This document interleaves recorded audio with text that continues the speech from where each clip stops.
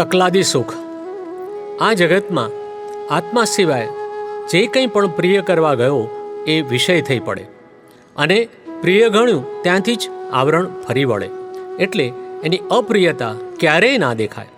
દાદા ભગવાન, જ્ઞાની પુરુષ દાદા ભગવાન કહે છે, આ જે તકલાદી છે એટલે કે વિનાશી છે તે બાબતની પ્રતીતિ બેઠી છે. એ પ્રતીતિનું ફળ શું આવે? રોજ રોજ અનુભવ થતો જાય કે આ તકલાદી છે, તકલાદી જ છે, અને પછી એને વર્તનમાં આવે કે આ તકલાદી જ છે, એને પછી એ અડે નહીં. દાદાશ્રી કહે છે, આપણે આત્મપક્ષના છીએ પણ હજુ સંસાર પક્ષ છૂટતો નથી.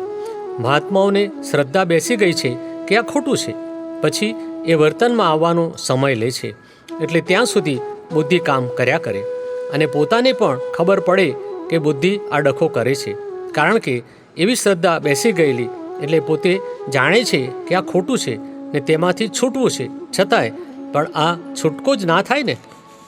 તે મહાત્મા પ્રશ્ન કરે છે, તો એ વર્તનમાં ક્યારે આવે પાછું? દાદાશ્રી કહે છે, જે પહેલું શ્રદ્ધામાં આવી જાય એ પછી સમજણમાં આવી જાય, કારણ કે શ્રદ્ધા ઉત્પન્ન થઈ. દાદાએ આત્મજ્ઞાન આપી કહ્યું, એ સમજણ મને ફિટ થઈ ગઈ એવી શ્રદ્ધા બેસવી જોઈએ. તેને થવું જોઈએ કે આત્મા આત્મા થઈ ગયો ને બીજું અનાત્મા બીજું થઈ ગયું. તે સમજણમાં આવી જાય પછી ધીમે ધીમે તે જ્ઞાનમાં આવે, એટલે પહેલાં અનુભવમાં આવે અને અનુભવમાં આવ્યા પછી તે વર્તનમાં આવે.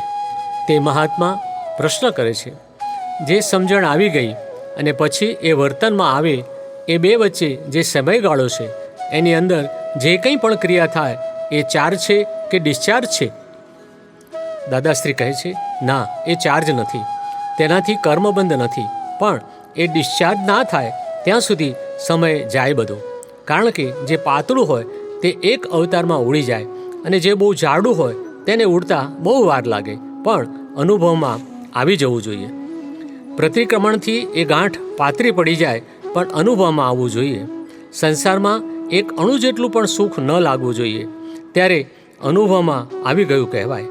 અત્યારે રાત્રે સૂઈ ગયો હોય અને ઊંઘ સારી આવી ગઈ તો કહેશે, હાશ, સારી ઊંઘ આવી. તો પણ આ સુખ શેમાં લાગે? આ ઊંઘમાંથી. એ આત્માનું સુખ નથી. તો હવે એ સંસારનું બધું સુખ તો આત્માની પ્રતીતિથી બધું ઉડી ગયું.